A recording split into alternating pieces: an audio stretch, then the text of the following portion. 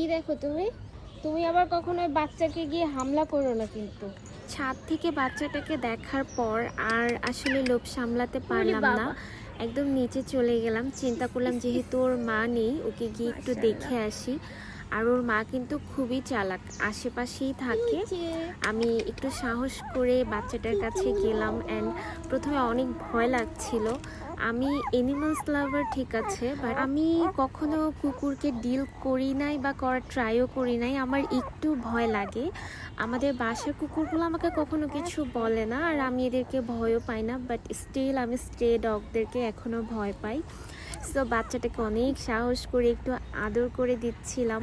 মানে আমার ইচ্ছা করতেছিল ওকে কোলে নিয়ে ইচ্ছা মতো চটকাই, বাট তারপরও ভয় লাগছিল যে ওর মা যদি আমাকে এসে কিছু বলে। মাম্মা সো চলে আমি একটু আসবে। আদর করে দিতে না দিতেই পাশে দেখি নবাবজাদি হাজির। কে?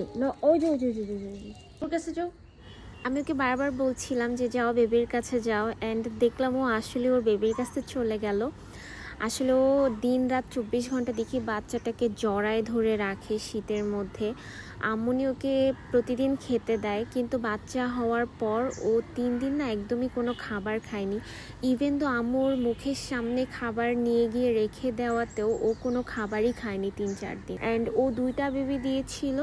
সো একটা বেবি 2 দিনের দিনে মারা গেছে অ্যান্ড ও নিজেই কোথাও ফেলে দিয়ে আসছে। আর এই বেবিটা আলহামদুলিল্লাহ এখনও আছে। এই যে দেখেন বাচ্চাটাকে কি সুন্দর ফিডিং করাচ্ছে। আসলে মা তো মাই হয়।